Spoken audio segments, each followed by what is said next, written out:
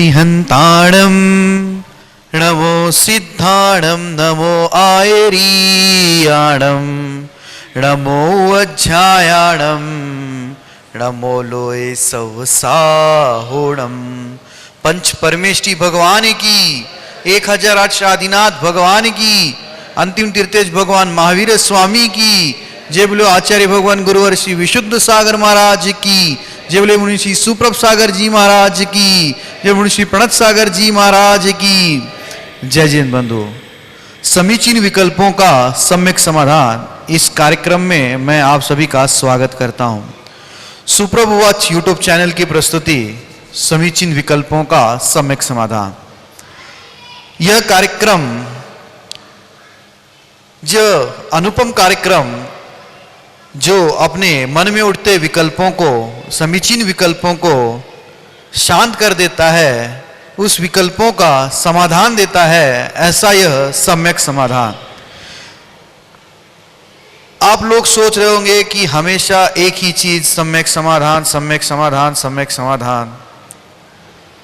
तो ये सच में सम्यक समाधान है जो देश विदेश से जुड़े ऑनलाइन श्रावक, उपस्थित श्रावक, उनके मन में जो उठने वाले विकल्प है, उस विकल्पों से जो अंधकार उनके मन में फैला हुआ है, उस अंधकार को दीपकवत अगर कोई दूर करने वाला कार्यक्रम है तो उसका नाम है सम्यक समाधान। इसमें जो सम्यक जुड़ा हुआ प्रत्यय जुड़ा हुआ है, वह अपने नाम को एवं गरिमा को प्रदान करता है। जैसे सम्यक है, सम्यक ज्ञान है, वैसे ही सम्यक समाधान है। मुनि श्री सुप्रभ सागर जी महाराज एवं मुनि श्री प्रणत सागर जी महाराज ऐसे विशुद्ध रत्न हैं। जी हाँ, मैं सही कह रहा हूं, विशुद्ध रत्न। आचार्य भगवान गुरुवर विशुद्ध सागर महाराज के चमकते विशुद्ध रत्न, जिन्होंने अथक परिश्रम किया एवं जिनवाणी का श्रवण करके, जिनवाणी को मंथन करके इस कार्यक्रम की परियोजना बनाई एवं मुनिश्री अपने मुखारविंद से सम्यक समाधान भी प्रदान कर रहे हैं, जो अपने समय से समय निकालकर हम जैसे अज्ञानी समयों को समयबद्ध करने के लिए यह कार्यक्रम में आशीर्वाद प्रदान करते हैं। आपका ज़्यादा समय नहीं लेते हुए मैं मुनिद्वय के चरणों में बारंबार नमोस्तु करता हूं एवं आज के कार्यक्रम को गति प्रदान करने के लिए मुनि श्री प्रणत सागर जी महाराज को विनंती करता हूं कि वह आज के कार्यक्रम का संचालन करे। नमोस्तु नमोस्तु नमोस्तु। ओम नमः सिद्धेभ्य। पंच परमेष्टि भगवान की, परम पूज्य आचार्य भगवंत गुरुवर विशुद्ध सागर जी मुनि महाराज की, परम पूज्य मुनि श्री सुप्रभ सागर जी महाराज की।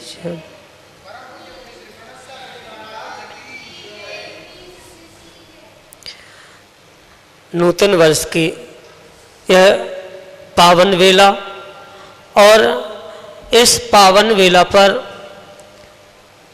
उस नव वर्ष का अभिनंदन बहुत से लोग, पूरा देश इस नूतन वर्ष का अभिनंदन कर रहा है।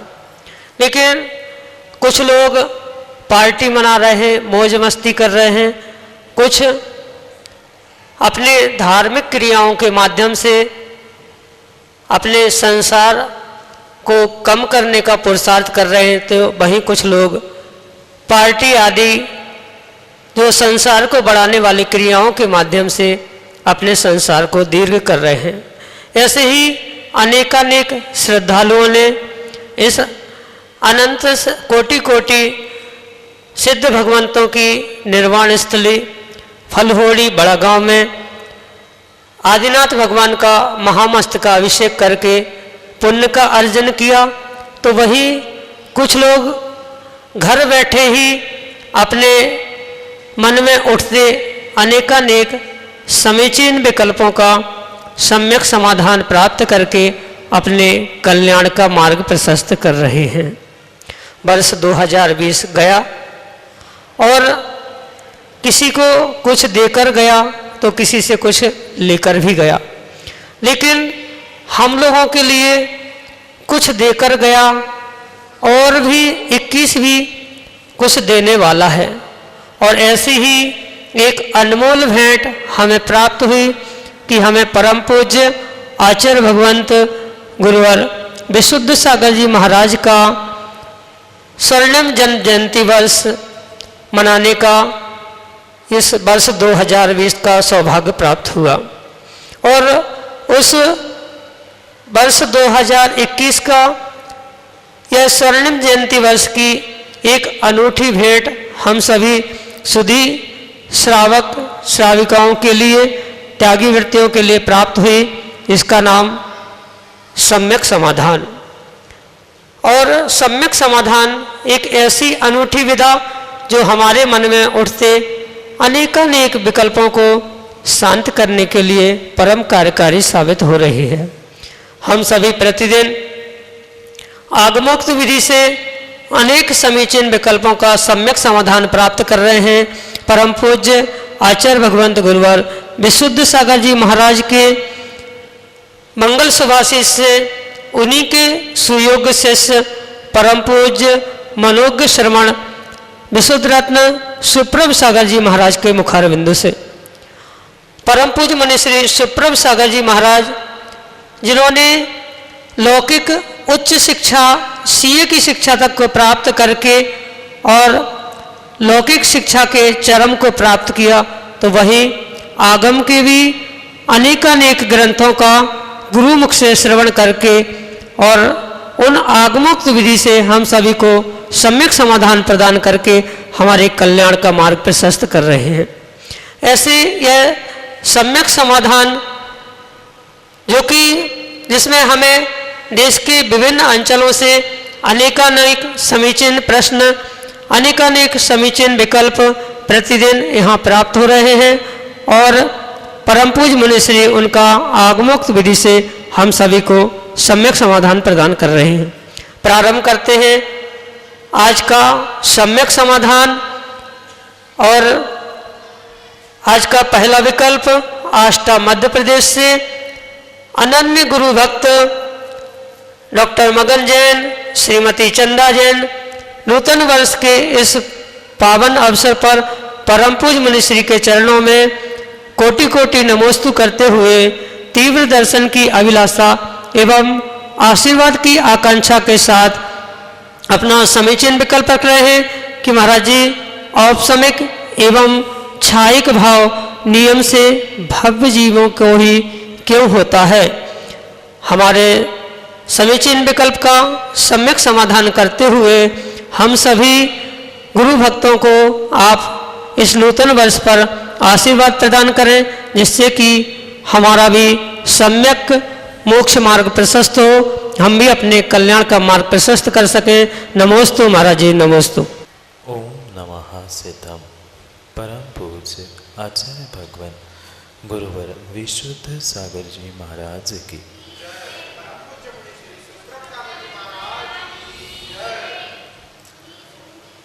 सबसे पहले आने वाले इस पूरे 2021 नववर्ष के आप सभी को बधाई और आशीष देते हुए आपके इस समीचीन विकल्प का समाधान,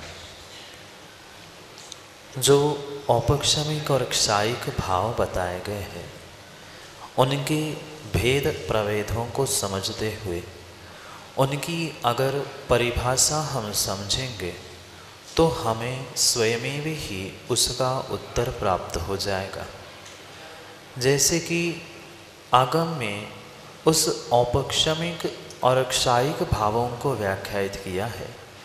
कर्मों के उपशम से जो प्राप्त होता है उसे औपशमिक भाव कहते हैं, और कर्मों के क्षय से जो भाव प्राप्त होते हैं उन्हें क्षायिक भाव कहते हैं।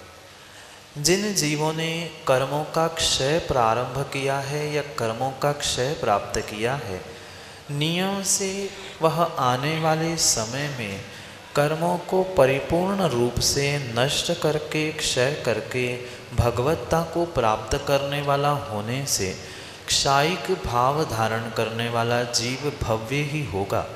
इसमें तो शायद डॉक्टर साहब आपको विकल्प नहीं होगा।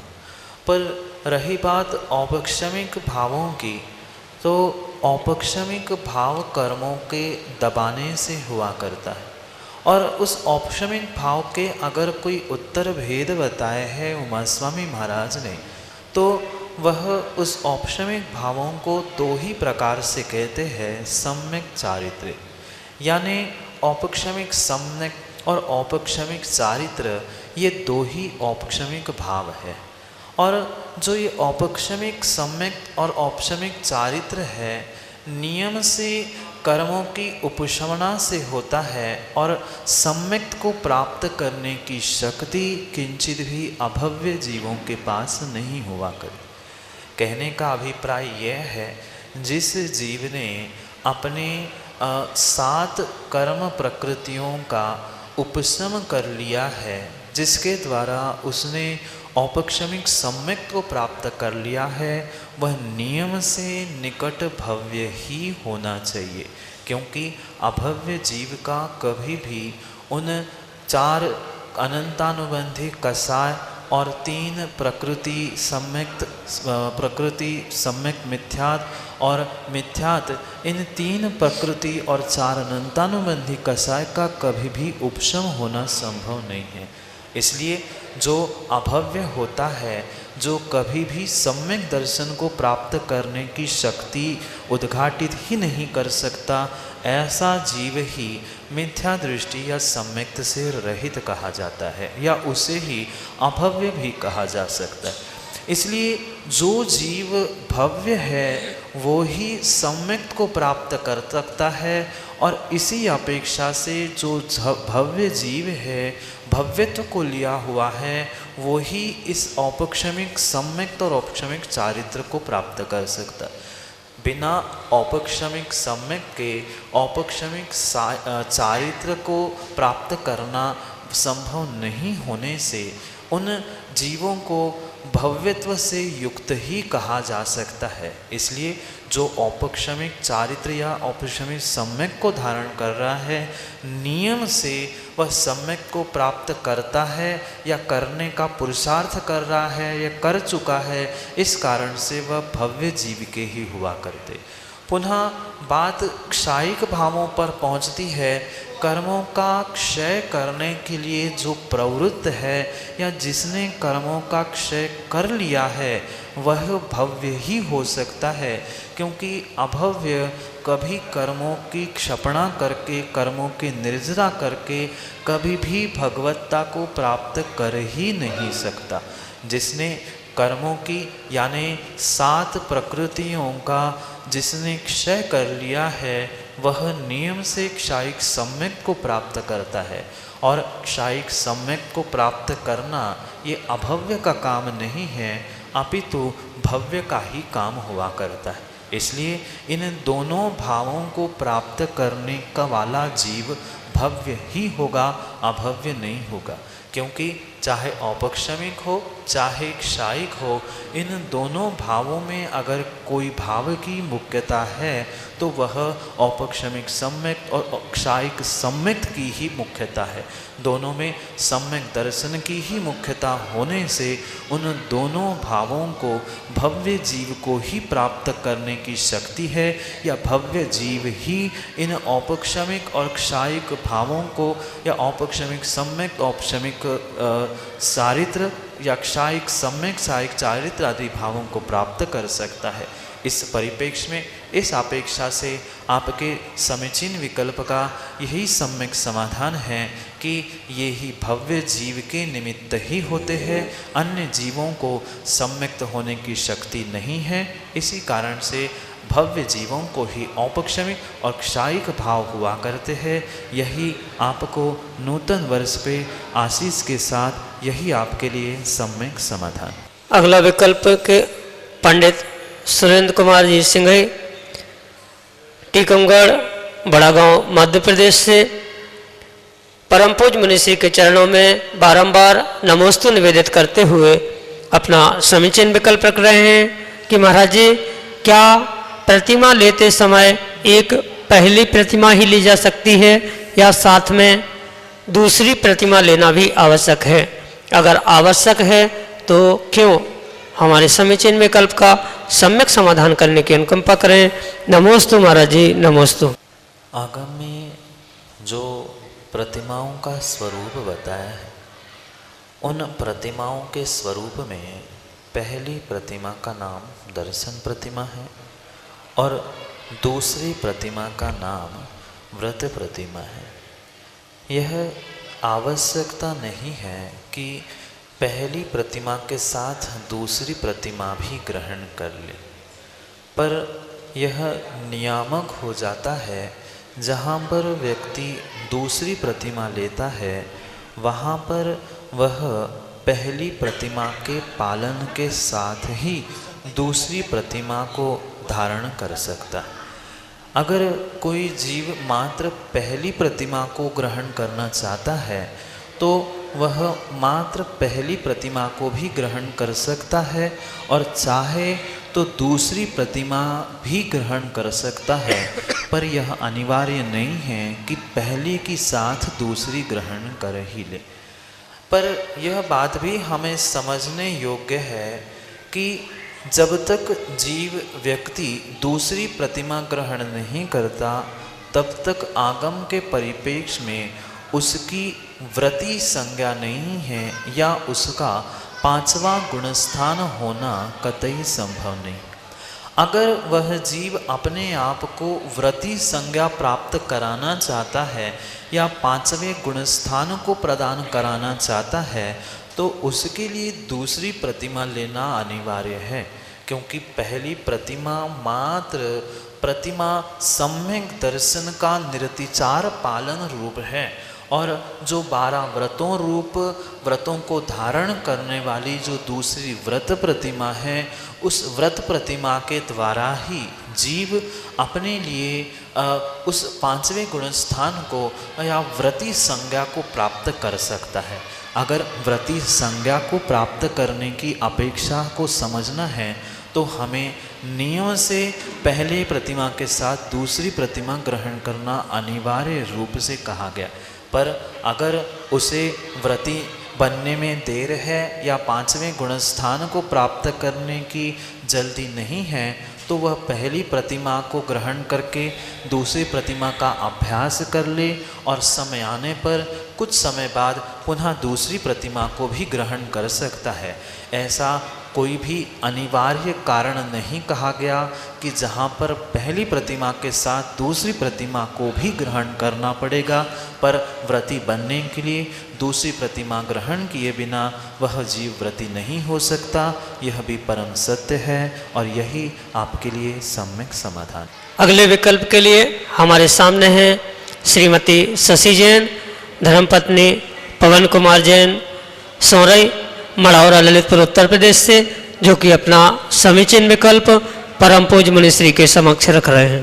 नमोस्तु महाराज श्रीमान, नमोस्तु महाराज श्री, नमोस्तु महाराज। मेरा प्रश्न यह है कि पंडितों को इतना अथाह ज्ञान होने पर भी उन्हें दीक्षा लेने के भाव क्यों नहीं होते? आपको भी उनसे ज्ञान लेना पड़ता है, फिर भी उन्हें ऐसा क्यों नहीं भाव होते उनके? नमोस्तु महाराज। बहुत अच्छा प्रश्न है। पहले तो माँ, ज्ञान और ज्ञान में बहुत अंतर है। जो वर्तमान के पंडितों को ज्ञान है या जिस ज्ञान के विषय में आप कह रहे हैं कि उनको अथाह और अधिक ज्ञान है, वह उनका ज्ञान मात्र शब्दों का ज्ञान है। शब्द ज्ञान आत्मज्ञान से भिन्न है। जो उन्होंने पोथियाँ पढ़कर ग्रंथों के पन्ने पलट कर मात्र अक्षरों का ज्ञान और शब्दों का ज्ञान किया है, वह उनका शब्दों का ज्ञान ही उन्हें पंडित बना रहा है। और अगर शब्दों के ज्ञान के साथ उन्हें अर्थ का ज्ञान होता तो वह विद्वान बन जाते और शब्द अर्थ इन दोनों के ज्ञान के साथ अपने भावों का भी ज्ञान होता तो वह ज्ञानी बन जाते। जितने निर्ग्रंथ मुनिराज है, भले ही उनका क्षयोक्षम उन पंडितों की अपेक्षा से तथा कथित पंडितों की अपेक्षा से कम है, पर आगम के परिप्रेक्ष्य में उन पंडित और विद्वानों से ये निर्ग्रंथ मुनिराज अधिक ज्ञानी हैं। क्योंकि आचार्य भगवंत बहुत अच्छी बात कहते हैं, आत्मज्ञानम स्वयं ज्ञानम ज्ञानात अन्य करोति च किम। आत्मा का ज्ञान ही ज्ञान है। ये शब्दों का, पोथियों का, ग्रंथों का ज्ञान आत्मा के कल्याण के लिए सारभूत ज्ञान नहीं है। शब्दों का ज्ञान पंडित बनाता है। मैं पुनः दोहरा रहा हूँ, जो पंडित, तथाकथित पंडित की आपने बात की है, पंडितों की बात की है, वह मात्र शब्द ज्ञान से बने हुए पंडित है। शब्दों के अर्थ का ज्ञान करने वाला विद्वान हो सकता है, पर निर्ग्रंथ उन शब्द अर्थ के भावों को ग्रहण करते हुए उन भावों में जीते हैं। इसी कारण से उन्हें ज्ञानी संज्ञा प्रदान की गई है। और रही बात इतना ज्ञान होने पर भी उनकी दीक्षा ना लेने का, यह दोनों भिन्न भिन्न प्रकार के कर्म हैं। और ये भी आप समझ लेना कि जिसके पास जितना अधिक शब्दों का ज्ञान होता है, वह शब्द ज्ञान में ही अहंकार में फूल जाता है और भावों तक, अर्थ तक ना पहुँचने के कारण वह जीवन के उत्थान के लिए कभी दीक्षा लेने के भाव नहीं कर सकता। कई सारे ऐसे जीव हैं जिन्होंने बहुत सुंदर व्याख्यान महाव्रतों का 28 मूल गुणों का करना सीखा है, पर उसमें से एक गुण वो ही धारण करने के भाव नहीं होते। इसके पीछे ये एक और कारण हो सकता है, क्योंकि ज्ञान होना ये ज्ञानावरणी कर्म का विषय है, क्षयोक्षम है, और दीक्षा धारण करने के भाव होना या दीक्षा ग्रहण करना ये चारित्र मोहनी कर्म का काम है। दोनों भिन्न भिन्न कर्मों की भिन्न भिन्न प्रकृतियाँ है। मति श्रुत ज्ञानावरणी कर्म का तीव्र क्षयोक्षम होने से वे वर्तमान में पंडित बनकर घूम रहे हैं, पर जो चारित्र मोहनी की उपशमना करते हैं वे ही निर्ग्रंथ बन सकते हैं या निर्ग्रंथ बनने के भाव कर सकते हैं। अन्यथा मात्र शब्दों के पांडित्य से कोई भी निर्ग्रंथ नहीं बन सकता। इसलिए उन्हें निर्ग्रंथ या मुनि बनने के भाव लाने के लिए तद कर्मों का, यानी चारित्र मोहनी कर्म की उपशमना आदि करना बहुत आवश्यक है। उनके पास चारित्र मोहनी कर्म की उपशमना नहीं है, मात्र शब्दों का संग्रह उनके पास होने से वे पंडित तो बन चुके हैं। पिछले कर्म के नियोग से उनके शब्द के आगे पंडित शब्द जुड़ रहा है, पर ज़रूरी नहीं है कि वर्तमान में भी उनने सम्यक पुरुषार्थ किया है। अगर उन शब्दों के साथ उनके अर्थ और भावों को समझने का अगर उनने सम्यक निर्णय किया हो, सम्यक पुरुषार्थ किया हो, तो नियम से वे पंडित भी दिगंबर मुनि बन सकते हैं या बनने के भाव भी धारण कर सकते हैं। पर अक्सर यही देखा जाता है, जो अधिक धर्म के पास या परमात्मा के पास रहता है वही अक्सर उनसे विमुख होता है। ऐसा ही जो वर्तमान में तथाकथित पंडित के रूप में उभर के आए हैं, वे मात्र उन देव शास्त्र गुरु के अधिक समीप होने के कारण से वास्तविकता में वह उस अवस्था को प्राप्त नहीं कर पा रहे हैं। इन दोनों कर्मों का भी भेद है, व्यक्ति का स्वयं का क्षयोक्षम है। और जैसे कि अगर हंसी की ही बात कह दे तो अधिक खाने वाला भी अपने पेट को स्वस्थ नहीं रख सकता। जैसे कम खाने वाला भी भूखा है और अधिक खाने वाला भी बीमार है, क्योंकि अधिक खाने वाला अजीर्ण से बीमार है और ना खाने वाला भूख से बीमार है। इस प्रकार से जो अथाय ज्ञान की बात पंडितों के विषय में आप समझ रहे हो, वह अथाय ज्ञान से उन्हें ज्ञान का अजीर्ण होने से वह दीक्षा लेने के भाव नहीं ले पा रहे हैं, और जिन्होंने जितना आवश्यक है उतना ज्ञान प्राप्त कर लिया है, वास्तव में वे ही वैराग्य को धारण करके अपना कल्याण कर सकते। जैसे कि पुराणों में, आदि पुराण में आचार्य भगवंत कहते हैं कि तीर्थंकर भगवान आदिनाथ भगवान हो चाहे वर्धमान स्वामी हो, उन्होंने जब तक दीक्षा धारण करने के भाव नहीं किए थे तब तक आचार्य भगवंत उन्हें अज्ञानी ही कहते, जबकि तीर्थंकर बालक जन्म से ही 3 ज्ञान के धारी होते हैं, पर जिस समय उन्हें वैराग्य होता है और दीक्षा लेने के भाव होते हैं तब आचार्य भगवंत लिखते हैं कि मुनि भगवान को बालक को ज्ञान प्राप्त हुआ। क्यों? क्योंकि वैराग्य होना, भेद विज्ञान होना वही आगम के परिप्रेक्ष्य में ज्ञान है, शब्दों का ज्ञान नहीं है। इस प्रकार से आपके समीचीन विकल्प का सम्यक समाधान। अगला विकल्प बड़ा गांव मध्य प्रदेश से श्रीमती चमेली जैन परम पूज्य मुनिश्री के चरणों में नमोस्तु निवेदित करते हुए अपना विकल्प रख रहे हैं कि महाराज जी, हम लोग मंच पर नाटक मंचन करते समय पुरुष की वेशभूषा पहनकर पुरुष पात्र का रोल करते हैं, ऐसा करना चाहिए या नहीं? हमारे समीचीन विकल्प का सम्यक समाधान कीजिएगा। नमोस्तु महाराज जी, नमोस्तु। आगम में प्रत्येक द्रव्य कर्म के 9 कर्म कहे गए, प्रत्येक भाव कर्म के 9 कर्म कहे गए हैं और प्रत्येक 9 कर्म के भी 9 कर्म कहे गए हैं।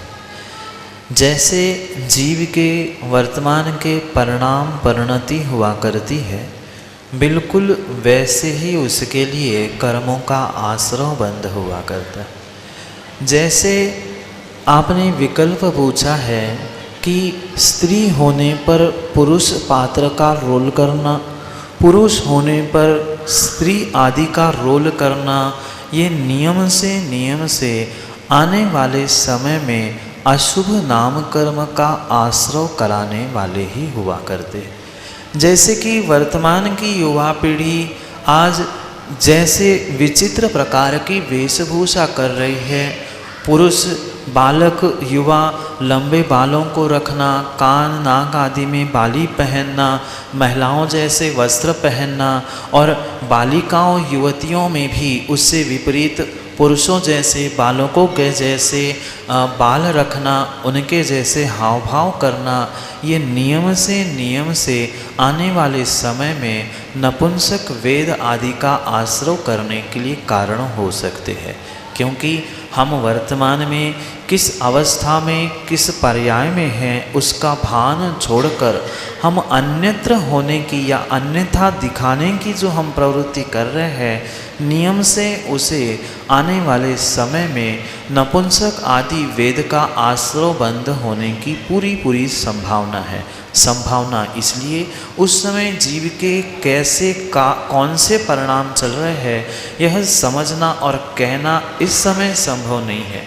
पर सामान्य रूप से अगर देखा जाएगा, पुरुष होने पर भी स्त्री के हाव भाव या उनकी अभिव्यक्ति को प्राप्त होना, पुरुष होने पर या स्त्री होने पर पुरुष के या पुरुष होने पर स्त्री के, ये जितने भी विरुद्ध वेद के प्रति रुझान या विरुद्ध वेद के परिणामों को धारण करने के परिणति को धारण करने के जो भाव चल रहे हैं, वह नियामक हमारे लिए नपुंसक आदि वेद को देने के लिए हो सकते हैं। क्योंकि ये पक्का मानना, पानी को ऊपर चढ़ाने के लिए मशीन आदि से मेहनत करके चढ़ाना पड़ता है, पर पानी को नीचे छोड़ने के लिए कोई मशीन फोर्स नहीं लगानी पड़ती। ऐसे ही जीवों को पुरुषार्थ करके स्त्री पर्याय से पुरुष पर्याय पुरुष वेद को प्राप्त करने के लिए अथक मेहनत साधना आदि करना आवश्यक हुआ करती है। पर पुरुष से स्त्री होने में, पुरुष से नपुंसक होने में और या स्त्री से नपुंसक वेद को प्राप्त करने के लिए विशेष कोई पुरुषार्थ नहीं करना पड़ता। जैसे कि जिस प्रकार से आपने नाटक आदि में रोल के विषय में पूछा है, उसके लिए तो यही समाधान है कि उस समय पर जैसी हमारी परिणति परिणाम होंगे, हमारे लिए तदजन्य वैसा ही आश्रय होगा। इसलिए हम होते कुछ है और दिखाते कुछ है, इसलिए हमें मायाचारी का फल मिलेगा और हो सकता है नपुंसक वेद आदि का भी आश्रय हो सकता है। हमारे भाव हमारे लिए नौकर्म बनकर नियम से हमारे द्रव्य और भाव कर्मों के लिए कारण हो सकते हैं, इसलिए ऐसा करना आगम के परिप्रेक्ष्य में उचित नहीं है। यही आपके लिए सम्यक समाधान। जय जिन बंधु, समीचीन विकल्पों का सम्यक समाधान इस कार्यक्रम हम ले रहे थे। मुनि श्री सुप्रभ सागर जी महाराज के मुखारविंद से हम सब लोग सुन रहे थे समीचीन विकल्पों का सम्यक समाधान।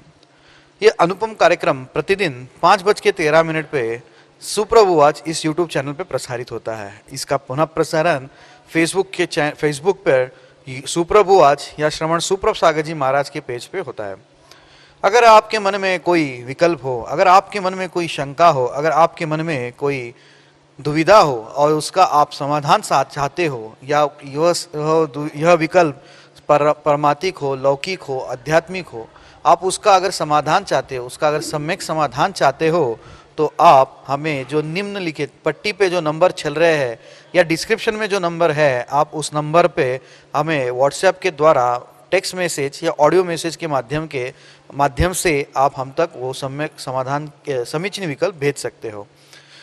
आपके सुविधा के लिए मैं एक बार नंबर दोहराना चाहूँगा। नंबर है 8707548811, 8707548811।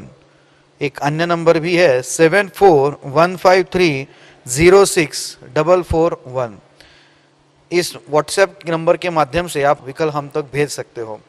अगर आप जीमेल का यूज करना चाहते हो तो आप जीमेल के माध्यम से भी आप अपना समीचीन विकल्प हम तक भेज सकते हो। हमारा ईमेल आईडी है samyak.samadhan@gmail.com।